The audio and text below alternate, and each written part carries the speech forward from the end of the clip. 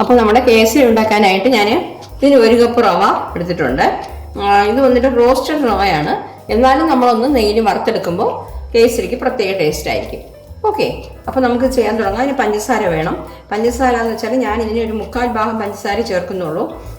ചിലരാണെങ്കിൽ ഇതിന് 1 ചേർക്കും, 1 ഡബിൾ മധുരം ചേർക്കുന്നവരും ഉണ്ട് കേട്ടോ. അപ്പോൾ നമുക്ക് നോർമലായിട്ടുള്ള മധുരം കിട്ടാനാണ് ഞാൻ ഇതിനൊരു 1/4 കപ്പ് പഞ്ചസാര ചേർക്കുന്നുള്ളൂ. പിന്നെ നെയ്യ് ആവശ്യത്തിന് വേണം, അണ്ടിപ്പരിപ്പ് കിസ്മിസ് വേണം, പിന്നെ വന്നിട്ട് കുറച്ച് ഏലക്കാപ്പൊടി, ഇത്രയേ ഉള്ളൂ. പിന്നെ ഫുഡ് കളർ വേണമെങ്കിൽ അതും കൂടെ ചേർക്കാം. അപ്പോൾ നമുക്ക് ചെയ്യാൻ തുടങ്ങാം. അപ്പം ഞാൻ ഗ്യാസ് ഓൺ ചെയ്തു, ഒരു പാൻ ചൂടാക്കാൻ വെച്ചിട്ടുണ്ട്. ഇനിയിപ്പോൾ നമുക്കിതിൽ നെയ്യ് ചേർത്ത് കൊടുക്കണം.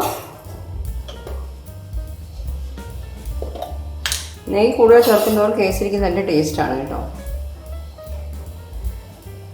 പാൻ ഒന്ന് ചൂടായിക്കോട്ടെ.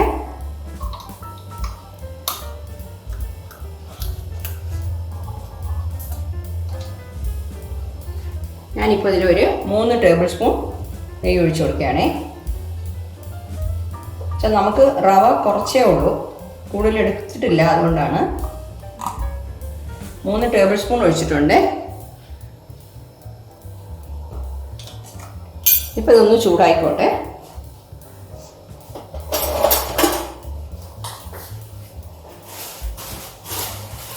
വളരെ ഈസിയാണ് കേട്ടോ ഇത് ചെയ്യാനായിട്ട്. ഒരു 10 മിനിറ്റ് മാത്രം മതി. പെട്ടെന്ന് തന്നെ നമുക്കൊരു സ്വീറ്റ് റെഡിയാക്കി എടുക്കാം. എല്ലാവർക്കും ഇഷ്ടപ്പെടുകയും ചെയ്യും. നെയ്യ് ചൂടായിട്ടുണ്ട്. ഇത് നമുക്ക് കുറച്ച് കാഷ്യൂനട്ട് ഇട്ട് കൊടുക്കാം. കാഷ്യൂനട്ടൊക്കെ നിങ്ങളുടെ ഇഷ്ടം പോലെ ഇട്ടോളാം, കുഴപ്പമില്ല കേട്ടോ. ഞാനിത് നെയ്യ് ചേർക്കുന്നുണ്ട്. ഇനി വന്നിട്ട് ഇതിൻ്റെ കൂടെ കുറച്ച് ഡ്രൈ ഗ്രേപ്സ് ഇട്ട് കൊടുക്കാം. ഇനി പ്രത്യേകിച്ച് അളവൊന്നുമില്ല. ഇതൊന്ന് ചൂടാക്കി ഇട്ടിട്ട് എന്നിട്ട് നമ്മൾ നെയ്യിൽ നിന്ന് മാറ്റിയിട്ട് റവ വറക്കണം.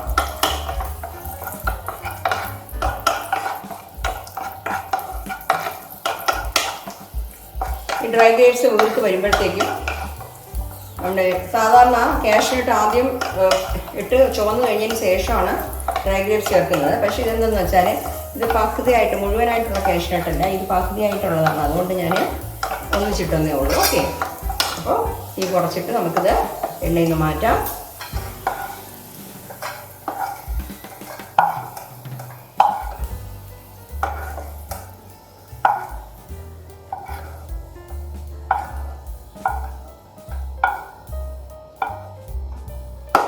ഇപ്പം നമുക്ക് മാറ്റി വയ്ക്കാം.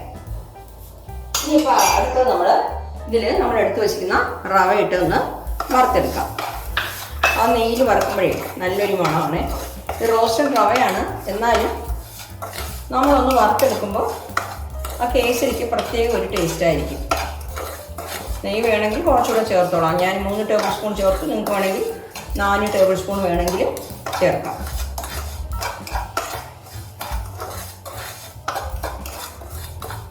അപ്പോൾ ഇതിൻ്റെ നല്ലൊരു മണം വരും. നെയ്യും റവയും കൂടെ വറുത്ത് കിട്ടുമ്പോഴേ നല്ലൊരു മണം വരും. അതായത് ഈ റവ കരിഞ്ഞു പോകരുത്, നല്ല ഒരു ചെറുതായിട്ടൊന്ന് കളർ മാറി കിട്ടുകയും വേണം. ഓക്കെ, എന്നിട്ട് നമുക്കിത് ഇതിന്ന് മാറ്റി വയ്ക്കണം. റവയുടെ നല്ല പോലത്തെ ഒരു മണം വരുന്നുണ്ട്, നെയ്യും റവയും കൂടെ ചേർന്നിട്ട്. നമുക്കിത് ഇപ്പോൾ ഇതിൽ നിന്ന് മാറ്റി വയ്ക്കാം. ആയിട്ട് നമുക്ക് റവ എടുത്ത കപ്പിന് 2 കപ്പ് വെള്ളം, 1 കപ്പ് റവയാണ് നമ്മൾ എടുത്തത്, 2 കപ്പ് വെള്ളം ഒഴിച്ചു കൊടുക്കാം.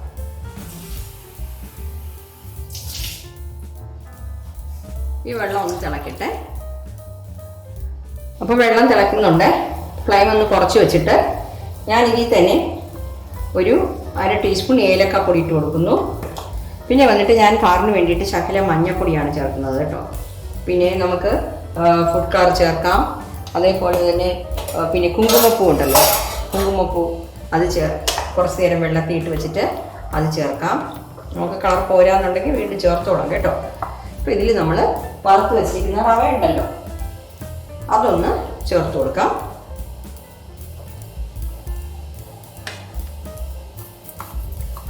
ഒരു ചെറിയ ക്വാണ്ടിറ്റി എടുത്തിട്ടുള്ളത്. റവ വന്നിട്ട് ഈ കട്ട പിടിക്കാത്ത രീതിയിൽ ഒന്ന് ഇളക്കി കൊടുക്കണം കേട്ടോ.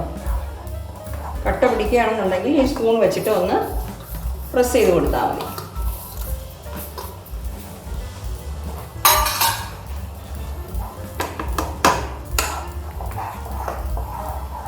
കണ്ടോ, ഇനിയിപ്പോൾ റവ കുറച്ച് വെന്തിട്ടുണ്ട്. ഇതിൻ്റെ കൂടെ തന്നെ നമ്മൾ പഞ്ചസാര ചേർക്കാം. ഈ കൂടുതൽ കൂട്ടി വയ്ക്കരുത് കേട്ടോ റവ ഇടുമ്പോൾ. പഞ്ചസാര വന്നിട്ട് ഞാൻ അതിന് 1 കപ്പ് തന്നെ എടുത്തു കേട്ടോ. ഞാൻ 3/4 കപ്പ് ചേർത്താൽ മതി എന്ന് വിചാരിച്ചാണ്. പിന്നെയും കുറച്ച് മധുരം ഇരുന്നോട്ടെ എന്ന് വിചാരിച്ചു. ഈ പഞ്ചസാരയും കൂടെ അലിഞ്ഞതിൻ്റെ കൂടെ ചോർന്നോളൂ.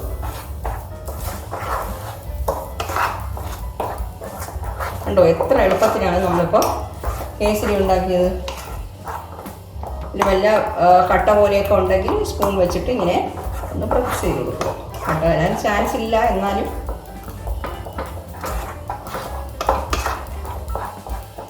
അപ്പോൾ നിങ്ങൾക്ക് ചില ഹോട്ടലിലൊക്കെ കിട്ടുന്ന പോലെ ഇങ്ങനെ കുറച്ച് ലൂസായിട്ട് സ്പൂൺ വെച്ചെടുത്ത് കഴിക്കേണ്ട രീതിയിൽ കിട്ടണമെന്നുണ്ടെങ്കിൽ കുറച്ച് ലൂസായിട്ട് തന്നെ നമ്മളിത് മാറ്റണം. ഇല്ല നമുക്കിപ്പോൾ പ്ലേറ്റിൽ ഒഴിച്ചിട്ട് കട്ട് ചെയ്തെടുക്കണമെന്നുണ്ടെങ്കിൽ കുറച്ചുകൂടെ ഡ്രൈ ആക്കണം.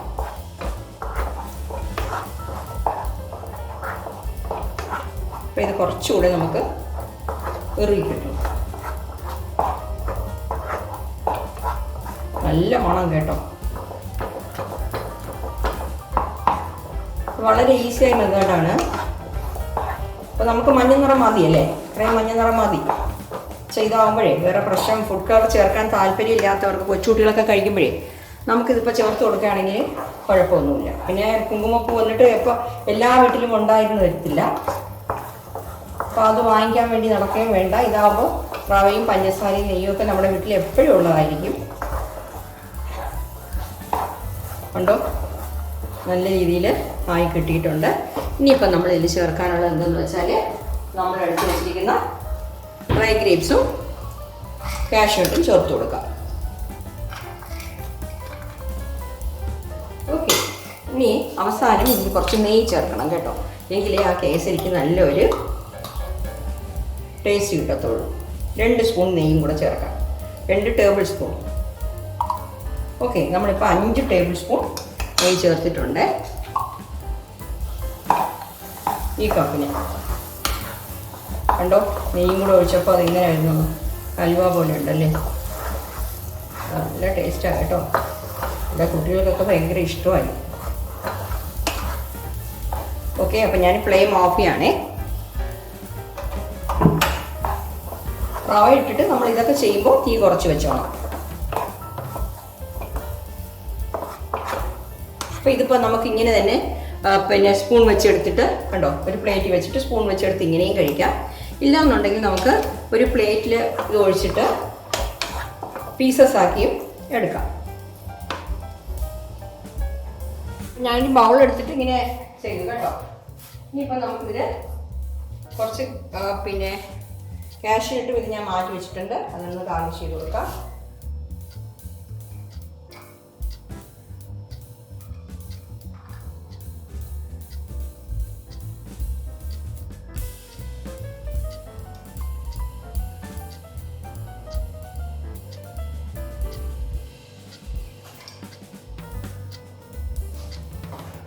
കണ്ടു, നമ്മുടെ കേസരി സൂപ്പറായിട്ട് കിട്ടിയിട്ടുണ്ട്.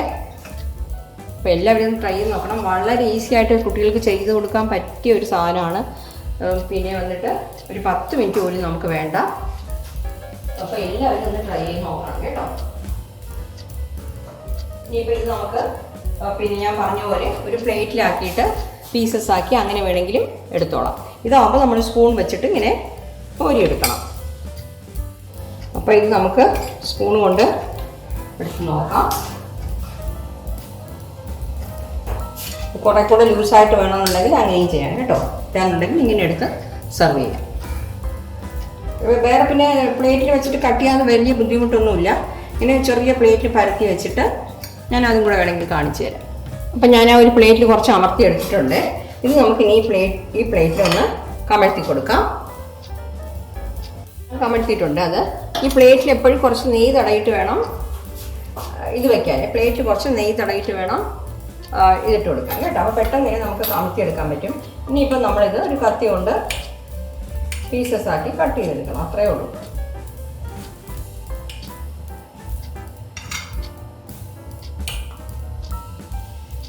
ചെറിയ പീസസ് വേണമെങ്കിൽ ചെറുതായിട്ടെടുക്കാം, വലുത് വേണമെങ്കിൽ വലുതായിട്ടെടുക്കാം. ഓക്കെ.